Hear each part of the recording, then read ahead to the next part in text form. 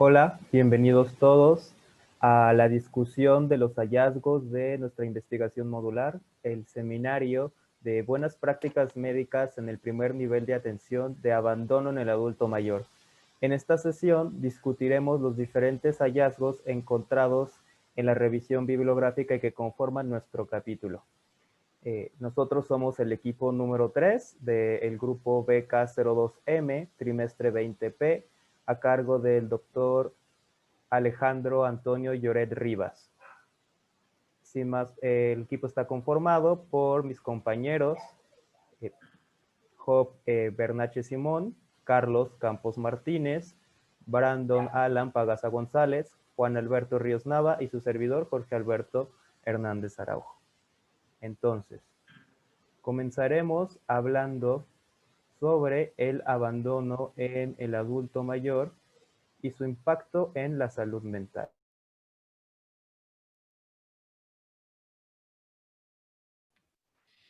Ok, bueno, mi nombre es Juan Alberto Ríos Nava y yo voy a comenzar con la presentación de nuestro equipo. Lo más importante de este capítulo de salud es que nosotros utilizamos como base el concepto de la OMS, el cual, como podemos ver aquí del lado derecho en el cuadro que está de este lado, lo dividimos para su comprensión en salud física y salud mental. Estas dos ramas o dos partes en las que los dividimos mi equipo y yo, es importante que sepamos que solamente las dividimos para el estudio más sencillo de tanto de la salud física como la salud mental. Pero como podemos ver, esto se va a estudiar de una manera integral.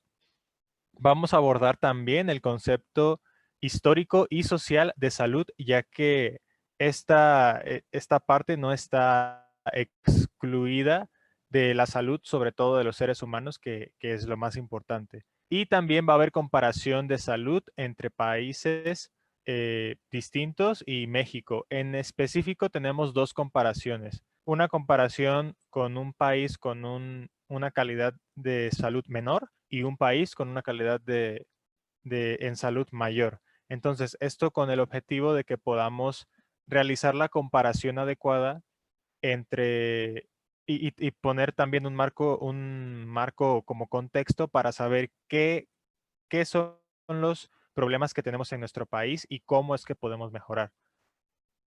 En la salud mental, como pueden ver del lado derecho, tenemos una flecha que dice la salud mental y el primer nivel de atención. Este punto es importante ya que normalmente a la salud mental se le excluye en el primer nivel de atención. Algunos médicos consideramos, desafortunadamente, que la salud mental está solamente reservada para los especialistas de la salud mental, que podría ser en el caso de los psicólogos o los psiquiatras. Pero estamos equivocados. La salud mental nos corresponde a todos los niveles de salud y sobre todo el primer nivel de atención es de los más importantes, ya que ahí es donde se van a identificar a los pacientes de manera más oportuna para que se brinde un tratamiento adecuado o una referencia si es que es necesario. Entonces, regresando al cuadro donde dice, del estudio de manera integral de la salud física y la salud mental, debemos tener muy en cuenta y considerar que la salud, tanto la física como la mental, se puede ver afectada por distintos factores. Estos factores son los factores biológicos que pueden ser a causa de agentes etiológicos como virus, bacterias, parásitos, alteraciones, por ejemplo, en la genética de los seres humanos, mutaciones. También tenemos que tomar en cuenta las enfermedades autoinmunes, las enfermedades hereditarias, o sea, todos estos factores biológicos que van a alterar nuestra salud, en este caso podría ser física o mental.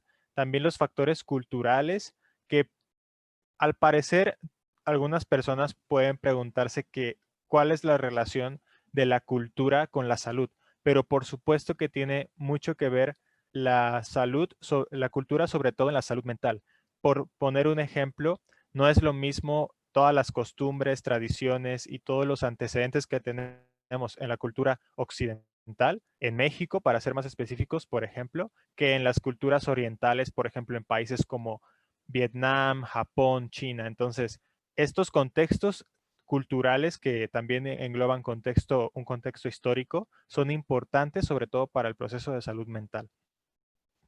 También van a haber factores psicológicos y sociales que pueden alterar el proceso de salud. Entonces, esto es para que integremos y comprendamos que la salud va más allá de únicamente estar sano o estar enfermo, sino que es un conjunto de, de distintos factores que pueden alterar nuestra salud.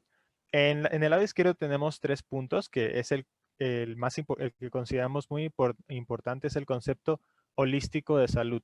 Esto es porque nuestro grupo llegó a la conclusión de que el concepto de la OMS es adecuado, pero hay algunos factores que se le pueden escapar. Entonces tratamos de hacer un concepto integral para poder juntar todas las ramas que pueden involucrarse en la salud y de esta forma realizar un concepto que nosotros consideramos adecuado.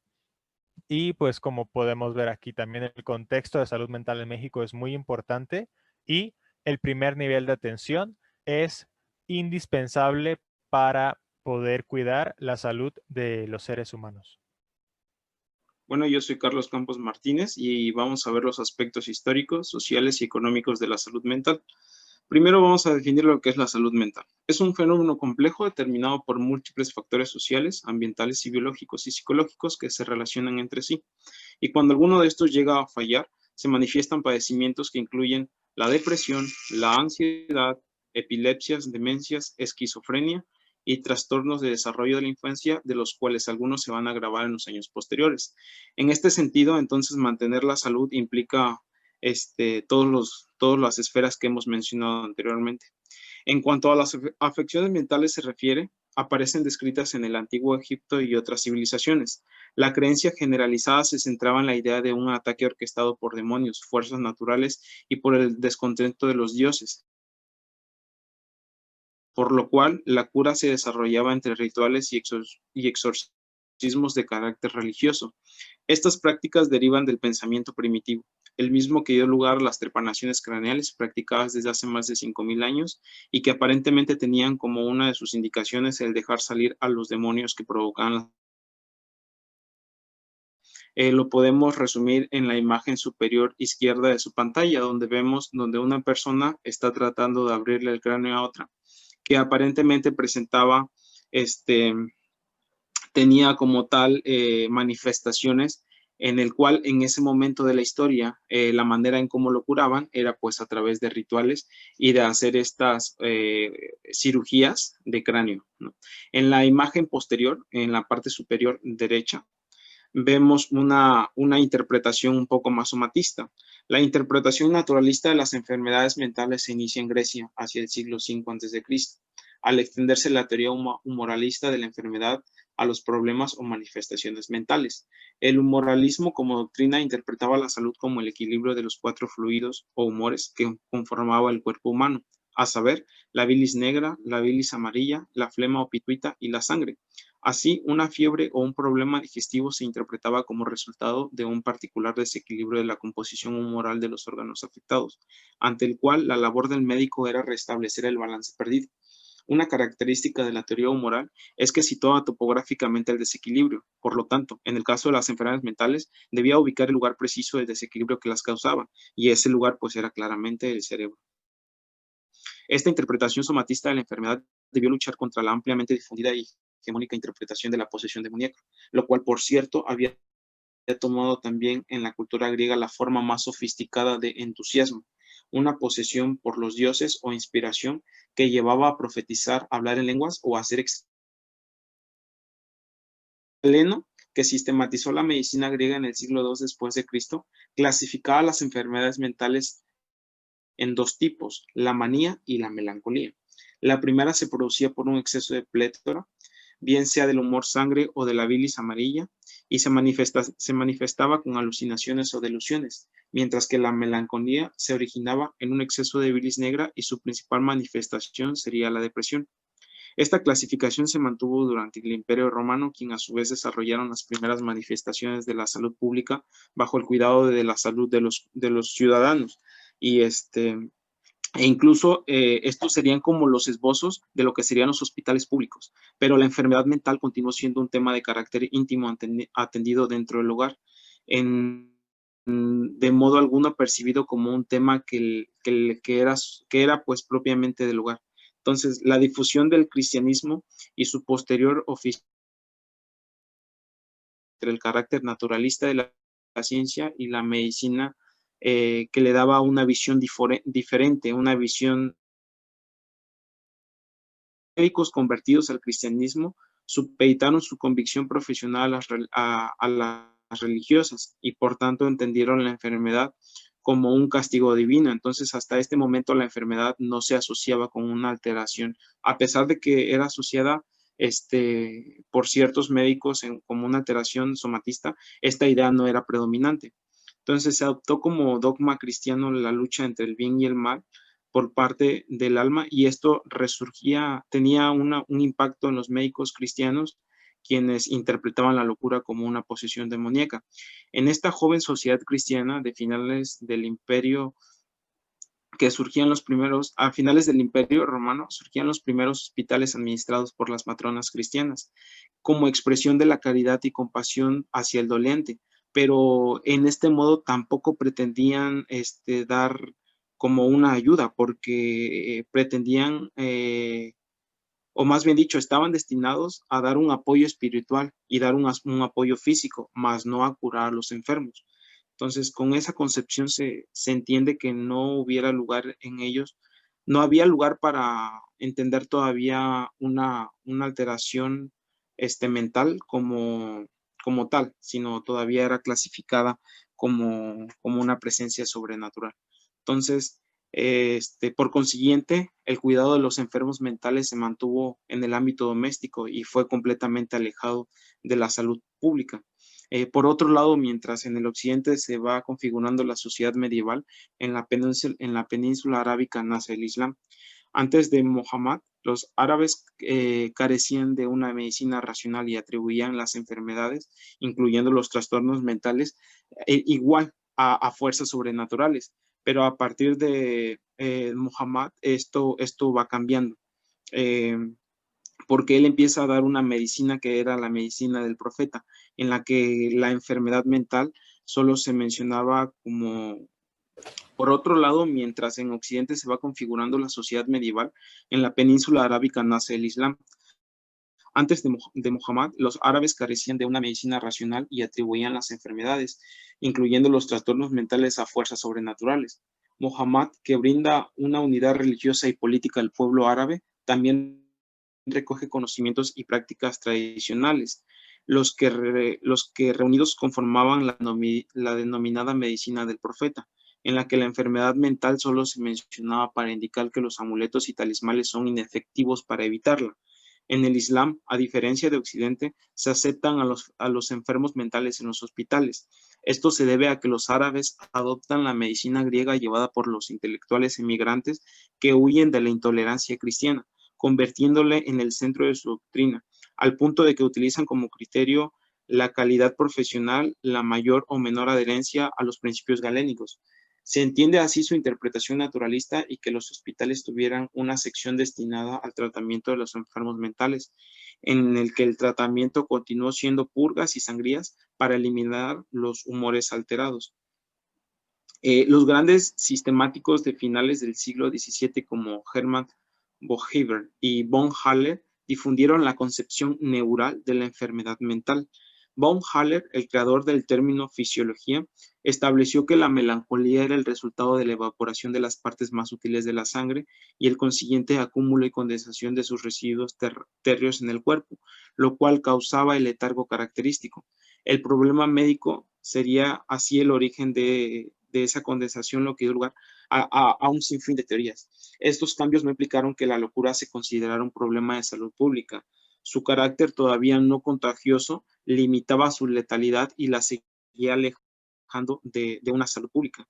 En cambio, por la incapacidad de trabajar de quienes la padecían, se fue asimilando paulatinamente a un grupo que era el grupo de las personas que tenían menos recursos, que eran los pobres, y aquellos enfermos que no podían trabajar. pero este paradigma neurológico fue cambiando cuando personas que tenían una sociedad un poco más alta eran afectadas por esto, y esto forma parte de que se vaya dando una visión económica diferente. En esa línea es que debe de interpretarse figuras emblemáticas de la psiquiatría del siglo XVIII, como lo es Vicencio Chiarawi, que es el personaje que vemos en la parte inferior izquierda de su pantalla. Él fue un médico italiano quien ayudó a introducir reformas humanitarias en la atención hospitalaria psiquiátrica de personas con trastornos mentales. Del otro lado, en la parte inferior derecha de la pantalla, vemos a Philippe Pinel. Él fue un médico francés dedicado al estudio y tratamiento de las enfermedades mentales, quien pertenece al grupo de pensadores que constituyeron la clínica médica como observación y análisis sistemático de los fenómenos perceptibles de la enfermedad. Entonces, pues como vemos, estos personajes son recordados por iniciar un trato humano con los enfermos mentales, liberándolos ya de creencias y de cadenas que los hacían pues venía este pensamiento primitivo sobre los castigos divinos. Entonces ellos quitan esa idea y, por ejemplo, Cherawi incorpora el componente psicológico a la enfermedad mental. Y por su parte, también Philip se inclina hacia el aspecto psicológico. Entonces, es en este periodo dándole ya un aspecto completamente diferente a lo que es la salud mental. La salud mental por grupos etarios, la depresión vamos a tener que actualmente se considera como una de las enfermedades más discapacitantes. Y la depresión se clasifica dentro de los trastornos del afecto y se caracteriza por un estado de ánimo que ocasionan una disminución significativa. Y en México que la prevalencia de 12 al 20% entre la población adulta va a ser de 18 a los 65 años. Y la edad de inicio del vivo es iniciando de 20 a 29 años, seguido de 30 a 39 años igual, por lo que la depresión afecta en las edades más productivas. Y la prevalencia es de 5.2 en hombres por cada 10 mujeres que la padecen.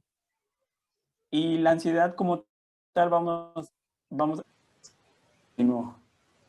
Se considera la primera causa de consulta psiquiátrica y se estima que al menos 3% de los ciudadanos, de los cuales el 50% se presenta antes de los 25 años, con una mayor prevalencia entre 15 y 40, con una proporción mayor entre las mujeres que en los hombres, de 2 a 1 respectivamente. Bueno, ahora hablemos un poco de la vida mental humana. En este apartado de la investigación desarrollamos todos estos subtemas que podemos ver en este diagrama y los interrelacionamos de la siguiente forma.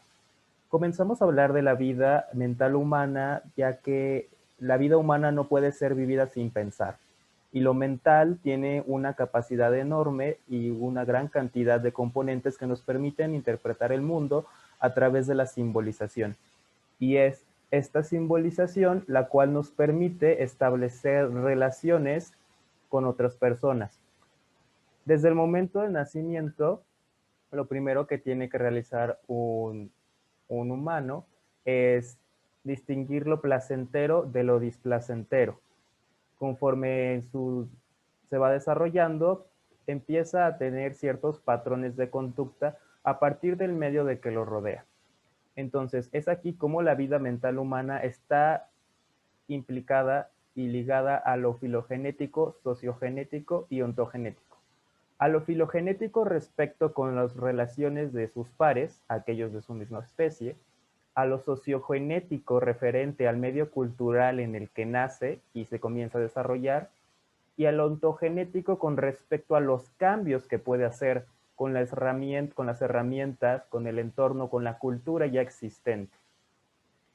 Para hablar de las funciones mentales superiores, tenemos que conocer la teoría de los bloques funcionales, en la cual se divide a la a las diferentes estructuras anatomofuncionales del cerebro en 5 grandes grupos para permitir 5 procesos principales. El proceso de percepción, el proceso de memoria, el proceso de solución de problemas, el sistema comparador y el sistema de las emociones.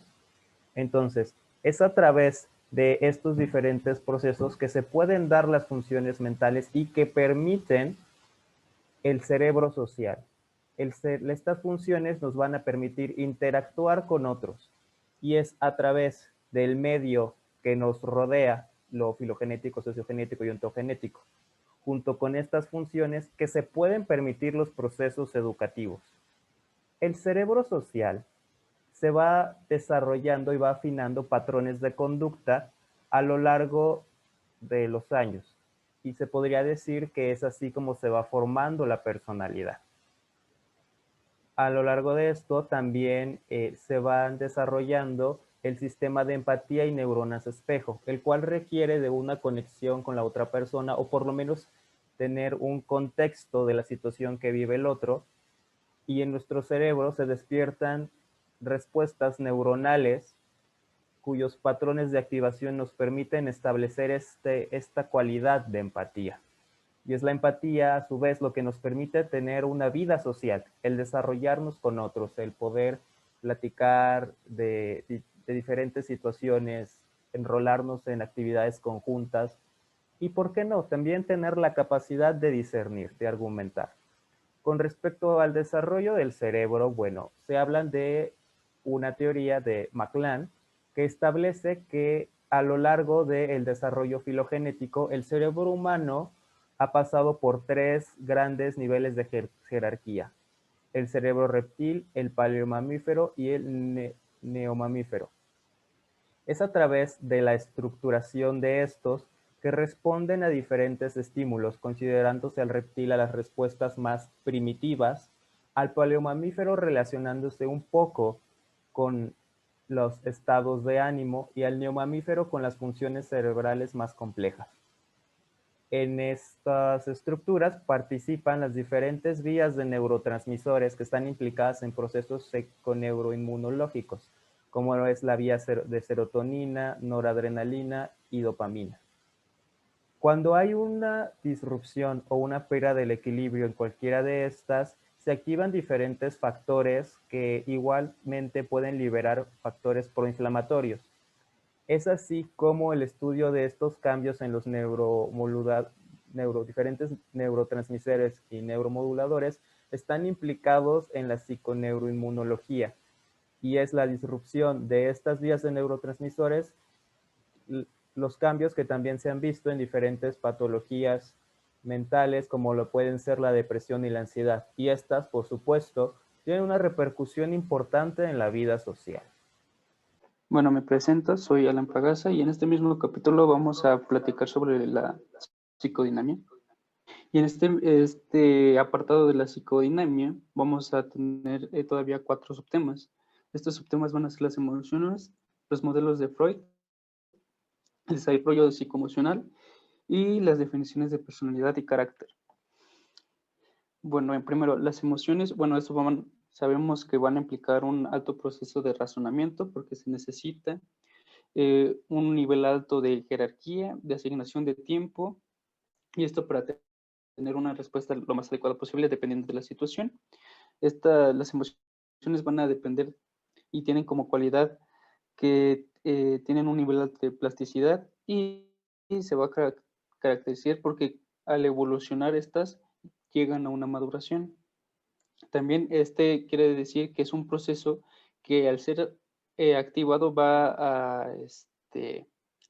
es porque hay algún cambio importante que nos modifica en nuestra psique. Bueno, en los modelos de Freud, sabemos que Freud tiene la personalidad o define la personalidad que es una lucha entre lo más placentero hacia nosotros y también los impulsos destructivos. Entonces nos proponen 5 modelos para conceptualizarlos: el modelo topográfico, el modelo dinámico, el económico, el genético y el estructural. Bueno, el modelo topográfico, este es lo que vamos a conocer como es el inconsciente, el preconsciente y el consciente. El inconsciente va a ser el nivel más profundo de nuestra mente. El preconsciente va a ser el punto de unión entre el inconsciente y el consciente. Y el consciente va a ser el intermediario entre lo más profundo que tenemos y con el mundo exterior. El modelo dinámico, bueno, este va a hacer referencia a un conflicto entre dos fuerzas, a los que podemos llamar instintos o instintivas, que este va a ser igual a lo que conocemos como gratificación, y las defensivas, que esto es lo que vamos a conocer como las inhibitorias. También tenemos el modelo económico, y esto nos va a decir que es el gasto de energía que se va a regular, nuestra conducta y nuestra vida psíquica. El modelo genético, bueno, este va a ser un desarrollo de fenómenos psíquicos y va a formar la personalidad. Aquí es donde conocemos los 5 estadios: el estadio oral, el estadio anal, el fálico, la latencia y el estadio genital. Y el último modelo es el estructural, y este es donde se divide en unidades funcionales que se van a desarrollar a partir de la maduración de la psicología, que es lo que vamos a conocer como el ello, el yo y el superyo. Bueno, también el desarrollo psicoemocional va a ser la conducta, y esta va a ser la consecuencia de las fuerzas psicológicas inherentes que van a estar fuera de nuestra conciencia. Es decir, cómo una persona socializa con otros individuos y no es consciente de ello, y cómo la manera que piensa es la forma en la que va a socializar. El carácter y la personalidad las definimos como, primeramente, la personalidad va a ser la estructura dinámica que va a tener un individuo y se va a caracterizar por una parte psicológica, una parte conductual, las emociones y lo social. Y el carácter va a ser el resultado de un conjunto de características biológicas de cada constitución individual, y esto se va a caracterizar porque se va a desarrollar bajo la influencia del ambiente y las experiencias individuales. Es decir, esto quiere decir que va a ser aprendido. Bueno, aquí vamos a continuar y vamos a hablar de la relación médico-paciente y la salud mental. Primero vamos a hablar de los aspectos institucionales y la figura del médico en el equipo de salud actualmente. El trabajo del médico tradicional radica en la prescripción de medicamentos específicos para cada diagnóstico, llevando de esta manera un abordaje enfocado, el cual le permite la sistematización, facilitando la clasificación en un orden determinado. Pero esto solamente puede funcionar en aquellos pacientes que van a requerir una sola intervención, y a partir de ese momento tener un pronóstico favorable para ese paciente. Pero no va a ser válido para aquellos pacientes que necesiten un manejo integral, como son los pacientes con diabetes o pacientes con enfermedades crónicas, que requieren el apoyo social, educacional, nutrición especial, ejercicio físico regular, terapia, estudios de laboratorio, cuidados de enfermería, farmacoterapia, entre otros muchos. Entonces, el desafío del médico a vencer se sitúa en una posición más amplia y flexible que permite detectar realmente las causas y determinantes de salud y enfermedad, permitiendo que los pacientes se adapten a la entrevista médica y el médico pueda profundizar en este análisis. Entonces, la salud es un proceso y capacidad de la persona de lograr autosuficiencia y bienestar apropiadas al género, edad y necesidades sociales. En la relación médico-paciente, la comunicación verbal y no verbal tiene una importancia fundamental. La relación médico-paciente es de tipo profesional, es decir, en ella intervienen dos personas con diferentes personalidades, niveles culturales y estados afectivos. Una reclama ayuda y la otra la ofrece. El éxito de esta relación depende de la capacidad del médico para manejar la situación de acatamiento del paciente mediante el respeto, la atención y el trato afectuoso, junto a su preocupación y capacidad para satisfacer los objetivos básicos del enfermo. Saber que tiene, aliviarse y pues posteriormente ofrecer una cura. La educación para la salud se refiere a los conocimientos, las actitudes y el interés en todas aquellas experiencias de la persona o del grupo social que influyen, que son manifiestos y esto ya va sobre las creencias o las conductas respecto a la salud. Entonces, pues esos son los aspectos que nosotros vamos a encontrar en una consulta La consulta médica es una oportunidad más para ampliar mensajes básicos de salud, capacitando o dando la capacidad de transferencia en la relación médico-paciente, conociendo las determinantes del comportamiento y cambiando las actitudes, el estilo de vida y las conductas de las personas a través de esta relación y a través de darles, pues, darles las mejores indicaciones cada vez que estamos con ellos en una consulta. Y también es importante mencionar los aspectos dinámicos, que es la personalidad propia del médico y la personalidad del paciente. Entonces, la relación médico-paciente es el evento crítico de la medicina clínica del que depende todo el resto del acto médico. Esta relación se fundamenta inicialmente en una inspección para ambas partes, es decir, la transferencia de la reacción sentimental que desarrolla el paciente hacia su médico, que pueden ser sentimientos negativos o pueden ser sentimientos positivos, mientras que la cotransferencia son los sentimientos que el médico siente hacia su paciente. Entonces, esto permite lograr una buena comunicación y permite llegar a un buen diagnóstico de la enfermedad. Y también se logra motivar al paciente en la medida de lo posible, permitiendo elaborar una buena historia clínica, que la historia clínica es un documento imprescindible de aspecto científico y legal. Entonces, es posible identificar personalidades por parte del médico al momento de la consulta, reconociendo de esta manera al médico paternalista, que es un médico que se caracteriza por tratar al paciente como un niño, considerándolo incapaz de participar en las decisiones médicas. El médico agresivo, que es descrito con un comportamiento irritable en el trato con el paciente. Es un médico que fácilmente se enoja y lo trata mal. El médico inseguro, el cual siempre duda de sus acciones y cambia de opinión frecuentemente. Generalmente este tipo de médicos son los médicos con poca experiencia. El médico frustrado, que es el que trabaja a disgusto porque no alcanza los ideales que se había propuesto en su vida. Y este es descrito por terminar las consultas siempre antes de tiempo, y eso hace que tenga un comportamiento frío y sea indiferente con los pacientes. El médico pesimista, que es aquel que expresa desánimo y desesperanza antes de conocer cualquier diagnóstico. Y tenemos al médico optimista, que todo le parece sencillo, fácil y sin ningún riesgo. Este médico promete al paciente una buena evolución y es el médico que frecuentemente es demandado por parte de los pacientes. Entonces, pues como lo mencionamos, los médicos tienen diversas personalidades, ¿no? Encontrar un médico ideal consiste en un ambiente de respeto, en un ambiente de muy buena comunicación, pero esto también va a depender en gran parte de los pacientes, que a su vez el comportamiento de los pacientes puede adoptar características muy particulares, reconociendo de esta manera al paciente angustiado, que es caracterizado por mostrar una preocupación excesiva por la posible gravedad de su enfermedad.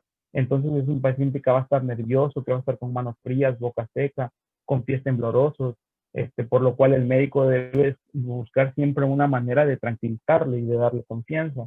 Tenemos al paciente sugestionable, que tiene temor a enfermarse y son susceptibles a creer que tienen una enfermedad con solo escucharlo.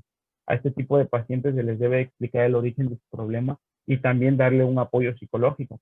Tenemos al paciente hipocondríaco, el cual siempre refiere molestias o una sintomatología en relación con todos los exámenes clínicos que suelen tener.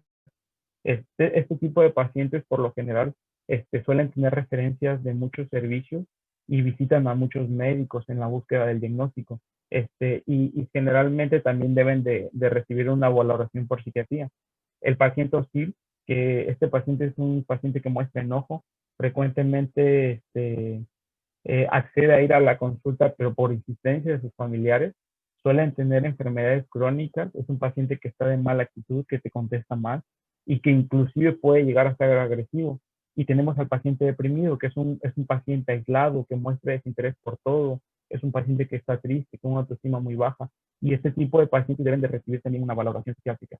Entonces, en la relación médico-paciente es importante hacer una distinción hacia el afrontamiento del motivo por el cual un paciente asiste a la consulta, destacando en este momento de la entrevista la empatía en la relación y logrando de esta manera un equilibrio en estos dos elementos, que es el médico y que es el paciente. Y este equilibrio pues tiene que ser tanto en los elementos que van a ser racionales como es en los elementos que van a ser completamente emocionales. Este encuentro no se trata solamente de una interacción entre dos seres para obtener algo, sino que es una relación más estrecha, es una relación interpersonal que compromete lo profundo de las personas. Y de esta manera, pues, buscar también siempre que el paciente sea el paciente ideal a través del respeto, a través de la comunicación, y que esta relación sea de forma especial, que sea una relación humana. Y, y eso va a ser básicamente la importancia de la relación médico-paciente. Bueno, nosotros vamos a hablarles del concepto de vejez en esta parte, en la cual, como pueden ver, estamos separando el concepto de envejecimiento y el de vejez. Esto es porque, a pesar de que pueden ser confundidos como sinónimos, realmente no lo son. El envejecimiento es un proceso dinámico que se lleva a cabo a lo largo de toda la vida de cualquier ser vivo. Desde que nacemos hasta el día en que morimos, seguimos envejeciendo. Y el concepto vejez como tal, pues es un concepto que se limita a una etapa de la vida de algún ser humano. En nuestro caso, pues estamos hablando de las personas ancianas. Ahora, nosotros tomamos el concepto de vejez que está escrito por el INAPAM, pero también aparte de esto vamos a hablar de la vejez desde un contexto histórico. Esto es importante porque vamos a poder conocer el contexto en el cual se le veía a la persona anciana desde la prehistoria hasta la edad contemporánea. Nosotros vamos a abarcar el papel que tenía la persona vieja desde la época prehistórica, desde la antigua Grecia, la civilización hebrea, también vamos a hablar sobre la civilización romana, el Renacimiento, vamos a hablar sobre la edad moderna y la edad contemporánea, que ya va a ser una relación pues con con la época actual. Esto es importante, es importante que conozcamos este contexto histórico porque se llevan a cabo distintas características o distintas formas en las cuales se le ve a las personas ancianas. Por ejemplo, si hablamos de la prehistoria, sabemos que los ancianos tenían pues este contexto en el cual ellos eran los jefes del lugar o las personas más sabias que tenían el mayor conocimiento de toda la tribu. Esto pues esto ¿por qué? Pues porque no todas las personas podían llegar a esa edad. Esto por distintos factores de la época, que las personas vivían menos, porque su vida era más nómada, entonces por distintos factores a los ancianos se les consideraba pues de una forma, o sea, se les consideraba como algo que a todo el mundo aspiraba.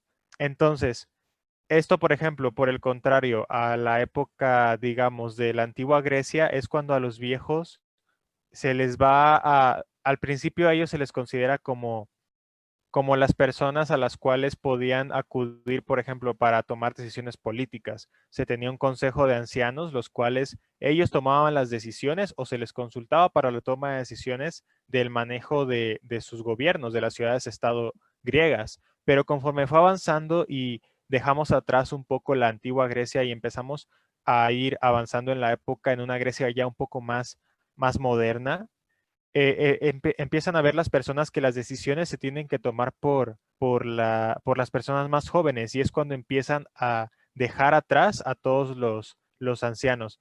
¿Esto por qué es importante? Bueno, para que nosotros podamos hacer una comparación entre el pasado y el presente y ver de esta forma cómo es que ha evolucionado, cómo ha fluctuado la visión de las personas ancianas a lo largo de las épocas, a lo largo de los años, y de esta forma, pues, poder comprender el pasado para que nosotros podamos tener un futuro mejor para este grupo de personas. También vamos a hablar sobre datos epidemiológicos de la vejez, tanto en México como en el mundo. Esto para tener un contexto demográfico de cuál es la población de ancianos que tenemos alrededor del mundo y por supuesto en nuestro país, con datos tomados de bibliografías lo más actualizadas posibles. Toda la información que tenemos de México, por ejemplo, es del 2018 y los datos epidemiológicos de la población vieja del mundo es del 2019. Así que tratamos de tomar la información más actualizada para tener un panorama de lo que se vive actualmente o lo más cercano a lo que podemos vivir actualmente respecto a la población vieja en todo el mundo. como les comenté, hablamos sobre un poco de la diferencia de la vejez y el envejecimiento, cómo estos conceptos son distintos, pero al mismo tiempo van a tener una correlación estrecha.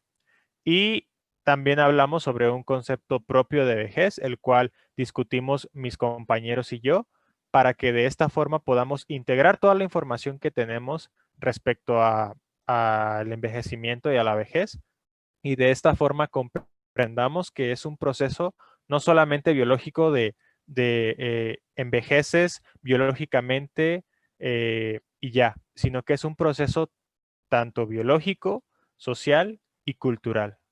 En este apartado de aspectos monográficos del abandono abordamos los subtemas principales y que consideramos pertinentes para el desarrollo y abordaje del problema del abandono en México. Hablamos sobre la salud mental del adulto mayor en nuestro país, su panorama epidemiológico, de la importancia que juegan los diferentes círculos sociales en la vida del adulto mayor.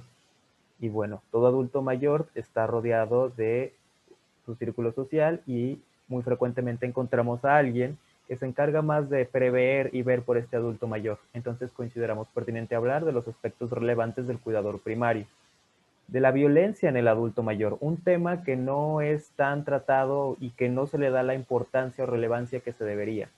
La epidemiología de la violencia en el adulto mayor, los tipos de violencia que los adultos mayores pueden llegar a enfrentar.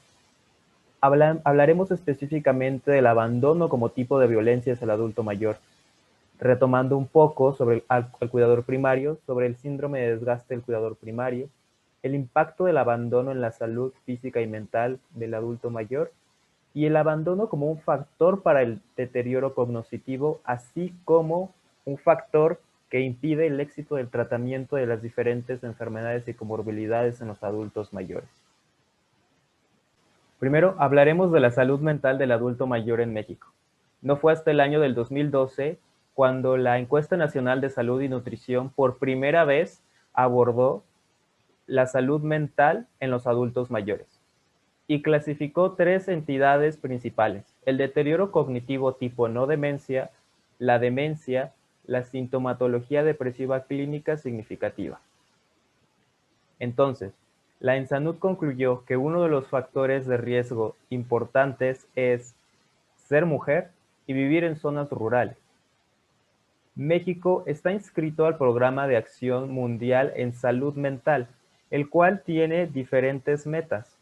Entre ellas encontramos la inclusión de tamizajes con respecto a salud mental en el primer nivel de atención, la capacitación del personal de salud en el primer nivel de atención, el desarrollo y evaluación de programas nacionales para la atención al adulto mayor, sobre todo en la prevención de trastornos depresivos y cognitivos, un plan de acción de Alzheimer, el convocar a profesionales de la salud, gobierno y tomadores de decisiones, así como medios de difusión y a la sociedad para mejorar la consecución y el éxito de dichos programas, evaluar y desarrollar paquetes de servicios que estén orientados a la atención de depresión y deterioro cognitivo, y concluye que es prioritario informar, capacitar y educar a todos los niveles de atención en salud sobre los problemas de salud mental que afectan a los adultos mayores.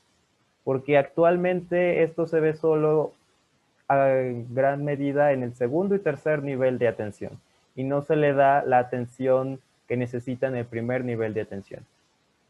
También fue concluyente y muy curioso el encontrar cómo a mayor edad sí existe un mayor riesgo para deterioro cognitivo y demencia, pero no lo existe para depresión. Es aquí donde uno podría llegar a preguntarse, entonces, ¿se puede seguir envejeciendo bien y no tener depresión? Muchas veces se asocia la depresión al hecho de que es algo inherente al llegar a las últimas etapas de la vida y tiene que cambiar ese estigma. Con respecto a las relaciones sociales, se tiene que evaluar cuál es el papel que juegan los abuelos dentro de los adultos mayores en la familia. Si son abuelos, si no lo son, si tienen una pareja, si esta pareja vive, si son viudos, cómo se llevan con sus hijos, así como el rol que el abuelo desempeña en la familia.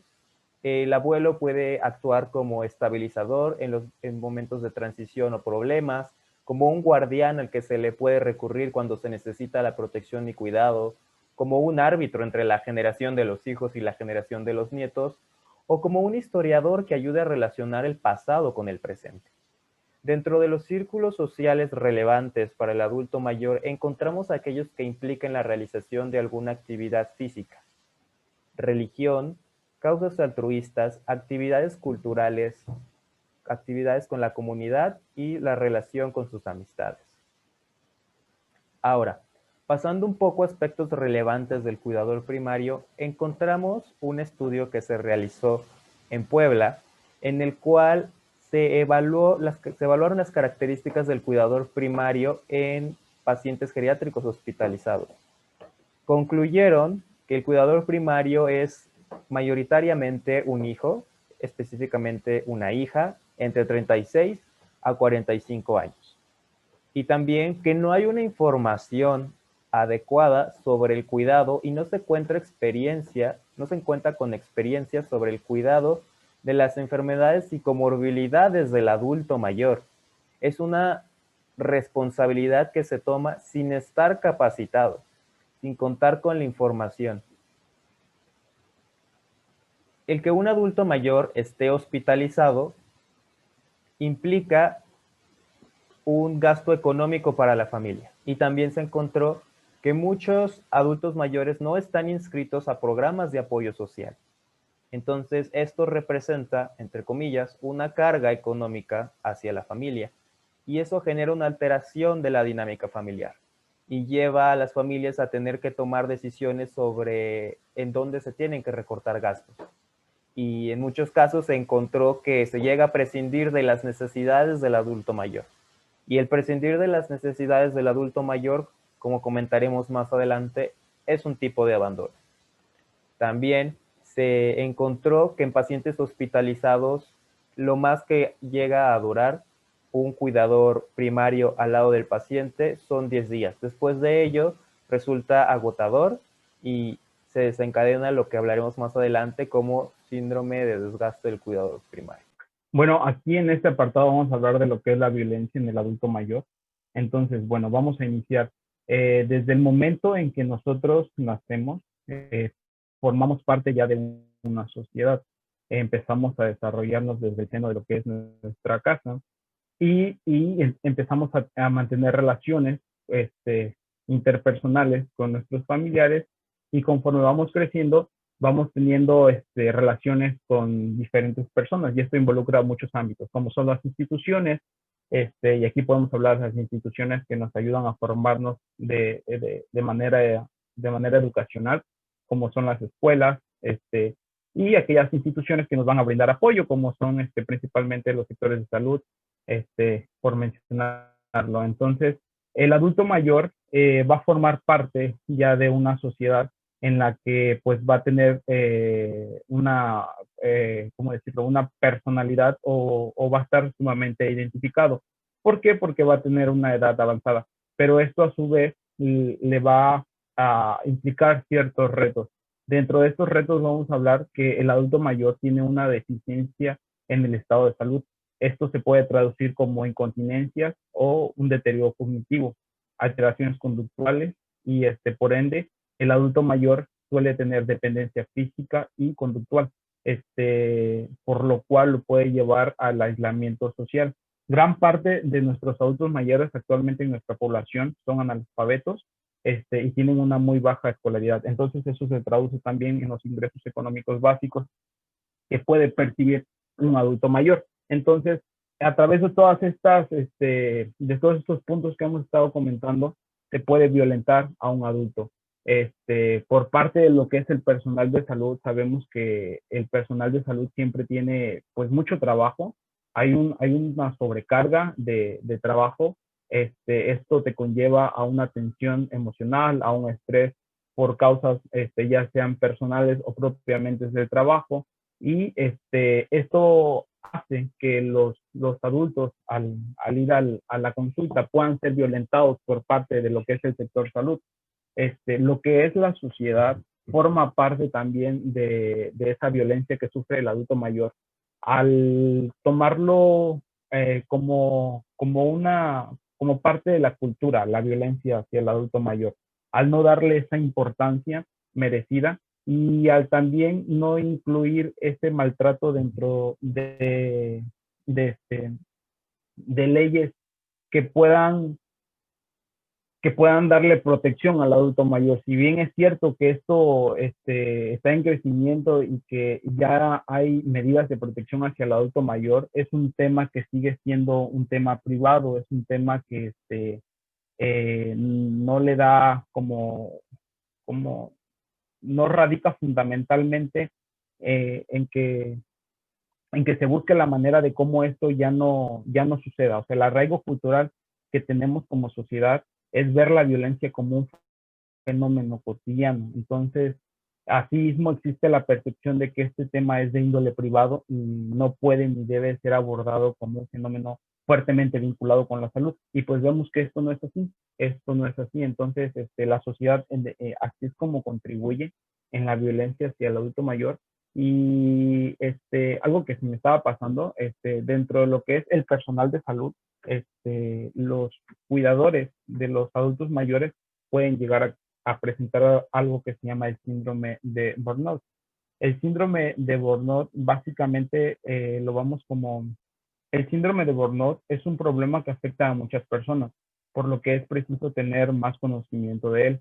Entonces, existen numerosas definiciones de lo que es el síndrome de burnout, pero aquí vamos a mencionar algunas. Es un estado de agotamiento físico y emocional y mental causado por la persona que implica el cuidado del adulto mayor. Entonces, es un síndrome tridimensional caracterizado por agotamiento emocional, por despersonalización y una reducida realización personal. Y esto tiene mucha importancia porque estas personas, los adultos mayores, entre más envejecen, más necesitan de otra persona para sus actividades. Y esto hace que el síndrome de burnout no se pueda evitar sobre el adulto mayor. Entonces, y bueno, por otro punto, lo que son las instituciones forman parte de la violencia mayor al darle a este tema una invisibilidad del maltrato.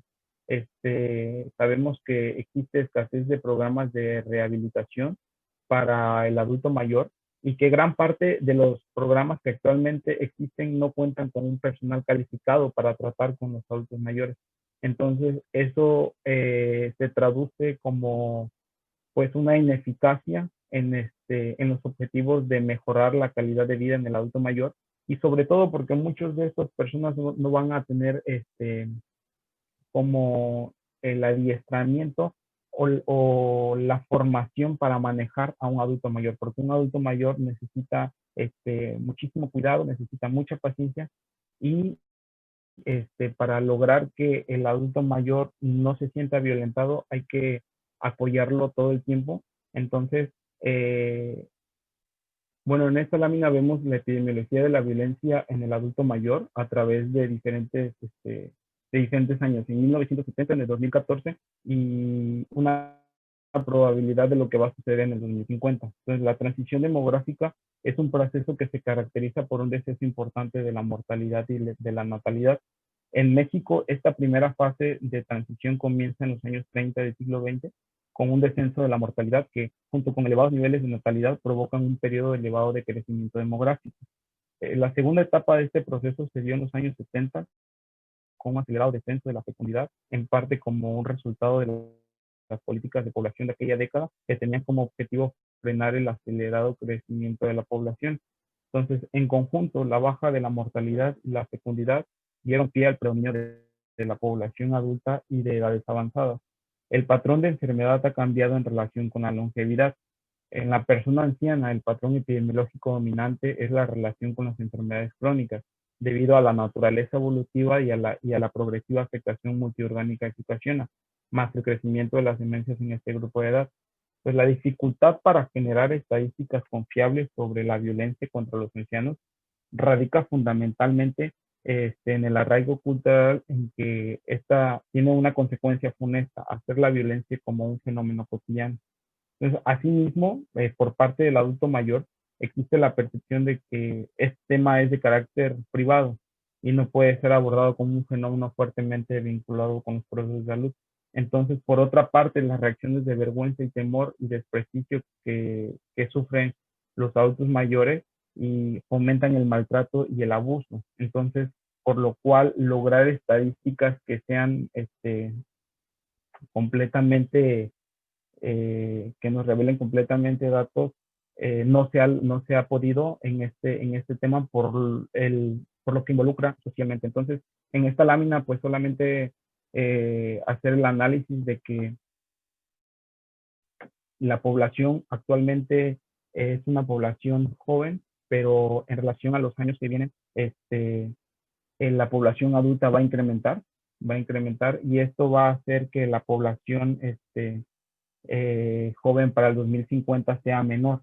Actualmente hay más personas mayores de 60 años que menores de 4 años. Tenemos 11.7 millones de personas mayores de 60 años y 8.8 millones respectivamente de personas menores de 4 años. Entonces, para el año 2050, las mujeres de 60 años van a representar el 23% de la población y los hombres van a representar el 19% de la población, mientras que la población joven va a ser menor a esto, y esto tiene un impacto en la salud, que también a su vez va a tener repercusiones en los adultos mayores, ¿no? Entonces, la esperanza de vida en la población mexicana se duplicó entre el año de 1930 y 2014, con una ganancia de 43 años en las mujeres y con una ganancia de 39 años en los hombres, lo cual significa grandes desafíos también para los sistemas de pensión, para los sistemas de jubilación y pues salud principalmente. ¿Me das la siguiente, por favor? Bueno, aquí en esta lámina vemos una distribución porcentual de la población de 60 años y más por sexo y grupos de edad según el lugar de residencia. Esto es en una estadística realizada en el 2010. Vemos que en el color más encendido del verde es el medio rural y el color más bajo es el medio urbano. Vemos que la población se encuentra mayormente en el medio urbano y en relación al medio rural. Poco más de una cuarta parte de la población adulta mayor vive en localidades rurales. Esta es una cifra que se incrementa conforme aumenta la edad. La proporción de mujeres adultas mayores rurales es menor que la proporción de hombres en todos los grupos de edad. Dicha proporción llega a representar el 32.4% entre los hombres de mayores de 80 años y a un 25.8% de las mujeres. En las zonas rurales la población está más envejecida y eventualmente se describe que la pobreza es una característica de la comunidad que se asocia con la presencia de la violencia familiar en los adultos mayores. No quiere decir que esto no pase en el medio urbano, sino que en las zonas rurales, al existir, pues tener mayores retos en cuestiones de la salud, porque no hay muchos hospitales, porque no hay muchos laboratorios, hace que se presenten mayores índices de violencia en estas comunidades y sobre todo hacia los adultos, ¿no? La población adulta mayor representa el 10.1% del total de la población rural. Esto hablamos que es un 10% en las mujeres, es un 10.2% en los hombres y 8.6% en la población urbana. Esto es un 9.2% en las mujeres y un 8.0% en los hombres. Entonces, esto debe ser un llamado de atención ante la mayor demanda de los servicios de salud y otros que se deban dirigirse a la población adulta mayor, sobre todo en las localidades donde en general los servicios son más precarios o escasos. En este caso es la zona rural. Entonces, la siguiente, por favor. Bueno, aquí vemos una distribución porcentual por sexo de la población de 60 años y más por décadas desde el 2010 al 2050. Entonces vemos que en absolutamente todos los años la presencia de las mujeres es mayor que la presencia de los hombres, y esto es muy significativo porque cuando analizamos la forma en cómo están envejeciendo nuestros adultos mayores, vemos que gran parte de la actividad financiera está recargada en los hombres, y al ser la menor proporción en los hombres, pues esto tiene una repercusión también sobre la población juvenil, que se encarga de mantener, por así decirlo, gran parte de los sistemas que van a apoyar al adulto mayor. Entonces, por parte de las mujeres vemos que la población se encuentra aumentada en todos los grupos, en todos los años. En el 2010 hay una población de 53.5 en relación a 46.5 de millones de mujeres y hombres. En el 2020 hay 54.2 en relación a 45.8 millones. En el 2030 hay 54 en relación a 45 millones. En el 2040 hay 55.6 millones de mujeres y 44.4 millones de hombres. Y ya para el 2050 tendremos una población aproximada de 56.1 millones de mujeres y 43.9 millones de hombres. Entonces, pues aquí podemos diferir que es importante ver que el envejecimiento y la cobertura de los servicios para ese momento, o conforme vamos avanzando pues en la historia, por así decirlo, los adultos tienen que plantearse la manera en cómo van a vivir los últimos años de su vida, porque si bien es cierto que la esperanza de vida ha aumentado, eso no se traduce como mejor calidad de vida. Bueno, aquí vemos una gráfica del estado conyugal de la población de 60 años y más por sexo, y vemos que gran proporción entre hombres y mujeres se encuentran casados. Vemos que las mujeres esto es en 47.2 y en hombres es en 67.0. Y esto pues sí tiene gran importancia sobre el adulto mayor, ya que estadísticamente no es lo mismo el estado conyugal entre las personas, ¿no? Ya sea de un matrimonio o de unión libre. La viudez ocupa un lugar importante entre las personas de edad avanzada y se observa que el porcentaje de viudas casi triplica al porcentaje de viudos. Ello tiene explicación en la mayor sobrevivencia de las mujeres y por otro lado, aquello es mayor medida en que ellas se vuelven a casar en caso de haber enviudado. Entonces, pues gran parte de esto se va a traducir sobre cómo va a envejecer el adulto mayor y sobre cómo es la manera en que la violencia va a influir en todas estas esferas en las que un adulto se va a estar relacionando. Nuestra población mexicana es una población todavía en la que pues incluimos a los adultos mayores como parte de nuestra cultura, o sea, muchas personas vivimos con nuestros adultos mayores, pero esto tampoco no se traduce como una mejor calidad de vida, por lo cual hacer un análisis de estos datos permite inferir en cómo podemos mejorar la calidad de vida de los últimos años de un adulto mayor. Y bueno, aquí vemos los tipos de violencia que pueden existir en el adulto mayor. Existen o se han descrito 7 formas de cómo se puede violentar en el adulto mayor. La primera es la física, que es cuando el cuidador causa daño físico, golpeando o empujando o abofeteando o cualquier alteración física que se pueda realizar de cualquier persona hacia el adulto mayor. Principalmente esto lo vamos a ver pues en las personas que más contacto están, que pueden ser los cuidadores. Puede ser un cuidador ya sea de un tipo profesional, que en realidad estos son los que en menor medida vamos a encontrar, o puede que sea un cuidador como el trabajo de algún familiar o de algún conocido que se le esté pagando.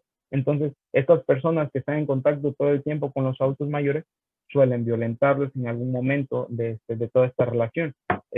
La violencia de tipo física estadísticamente ocupa un lugar muy significativo, encontrándola en diversos textos entre el segundo y el tercer lugar. El primer lugar lo ocupa la violencia emocional, es la que más vamos a encontrar.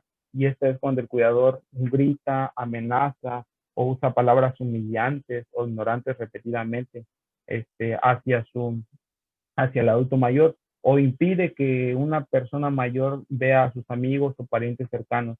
esa es otra manera emocional de cómo violentar a un adulto. Vemos la manera sexual, que es cuando el cuidador fuerza a presenciar o ser parte de actos sexuales sin consentimiento del adulto mayor.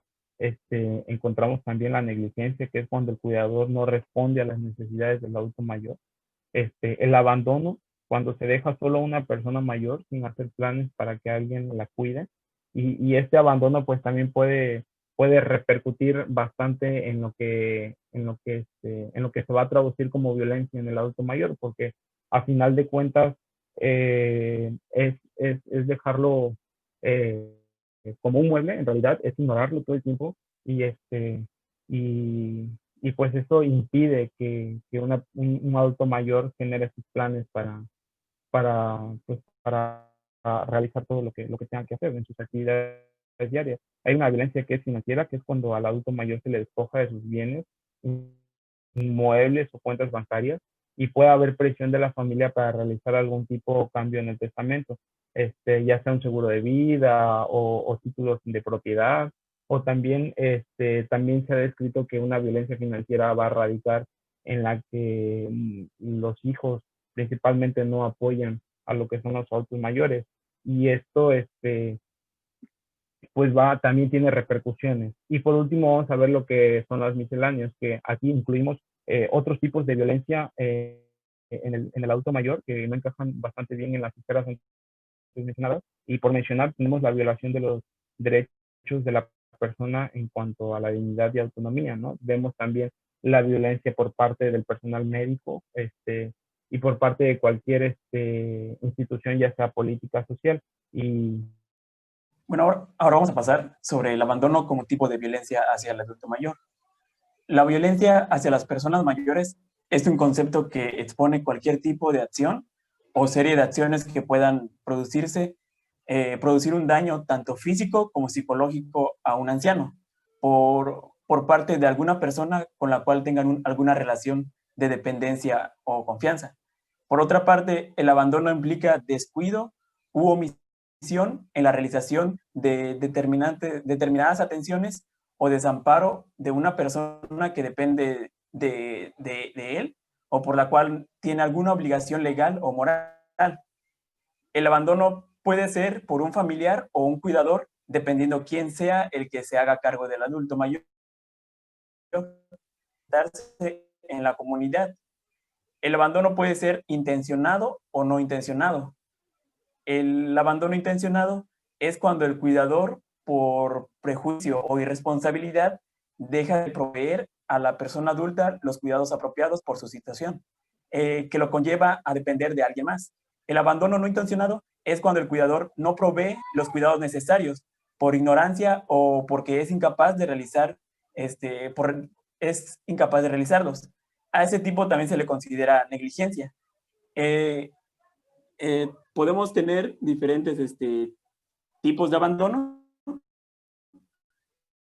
y los cuales descuidar la acción, descuidar la nutrición, úlceras por presión sin atender, descuidar la higiene personal, no atender lesiones abiertas, mantener un ambiente poco sanitario y ya muy obviamente abandonar a la persona en la calle o en algún servicio público.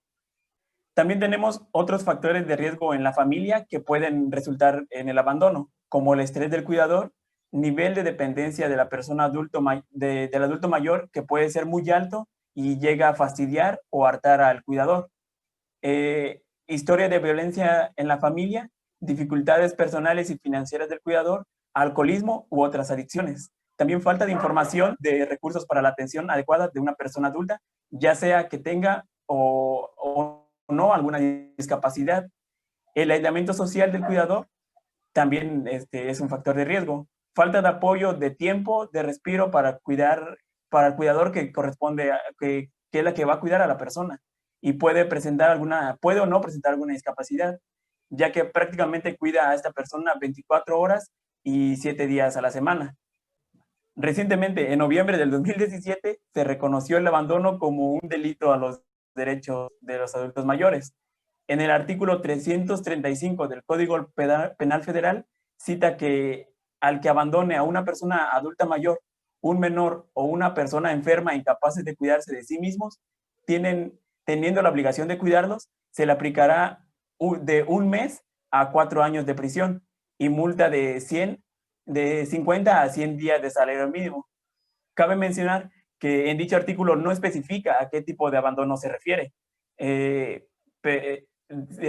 pero independientemente del carácter intencionado o no intencionado, por lo que se toma en cuenta que es a todo tipo de abandono.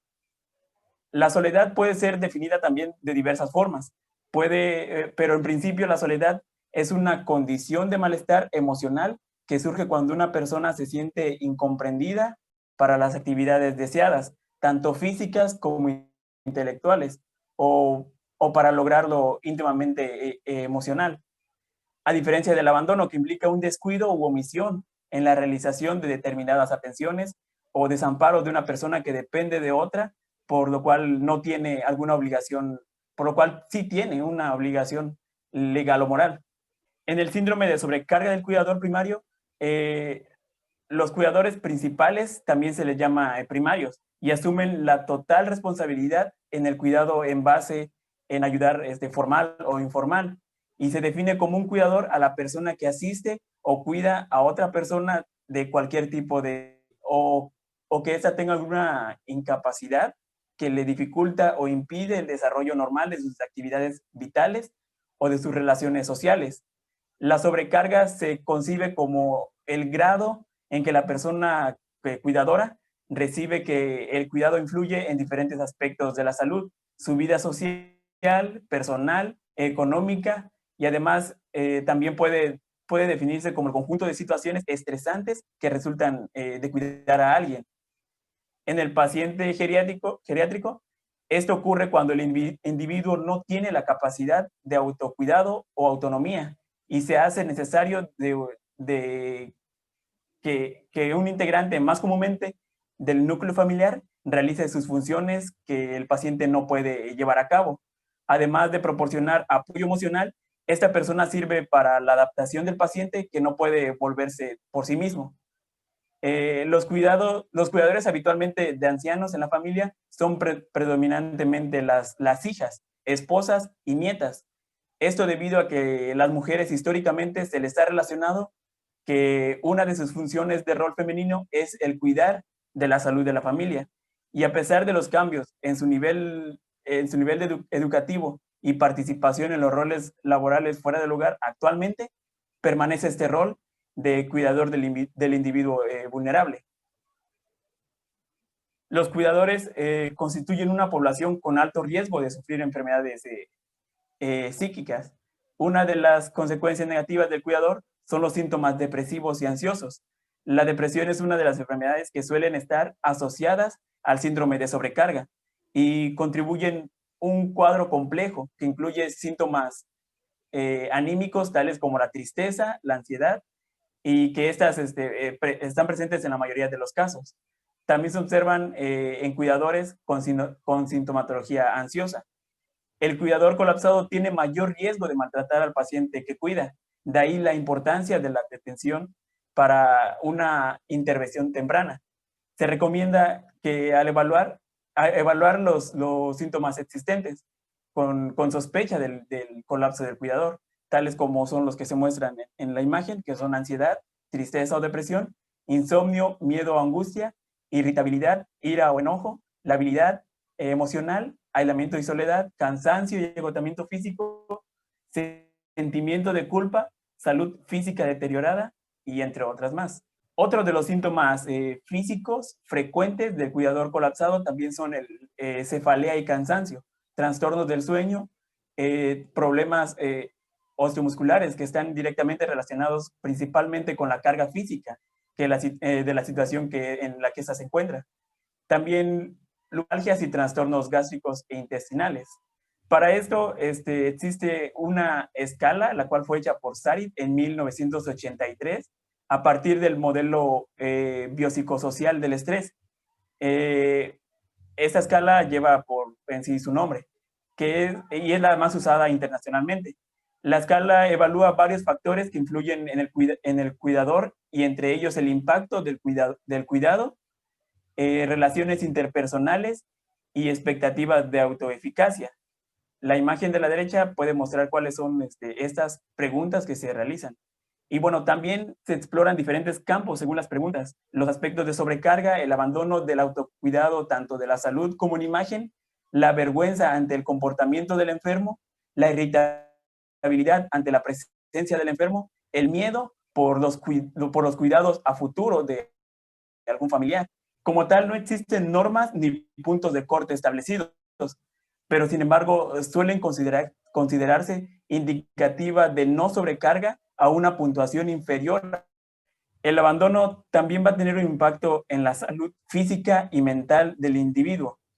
En el plano físico se muestra con dolor de cabeza, algunos problemas cardíacos, hipertensión y problemas digestivos, dificultades para dormir como lo son insomnio, alteraciones en el ritmo circadiano, y en lo mental se manifiesta con una baja autoestima, depresión, incluso pueden tener ideas suicidas. Bueno, ahora en el punto de abandono en el adulto mayor para prevenir un deterioro cognitivo, vamos a tener 3 puntos importantes. El primero es que vamos a definir y recordar qué es el deterioro cognitivo. Y esto sabemos que va a ser una pérdida de las funciones, de la memoria, de la atención, de la velocidad y la capacidad de procesamiento de alguna información o la habilidad del cálculo. No, esto va a aparecer junto con el proceso de envejecimiento y va a depender de varias condiciones, las fisiológicas, las ambientales, las sociales. Bueno, algunos datos arrojan que si se incrementa el nivel de reserva o el nivel de reserva cognitivo, al llegar a una edad adulta va a tener un menor riesgo de presentar un deterioro cognitivo. Igualmente a las personas con alto nivel de escolaridad. Bueno, entre otros factores también van a estar la aparición para el deterioro cognitivo, va a ser la dieta, el ejercicio físico, el control de enfermedades crónicas y las redes de apoyo, que es lo que viene siendo también el factor social, el ámbito donde se llega donde se llegó a desarrollar esta persona, que puede ser su familia, sus amigos, dependiendo de la situación de cada adulto.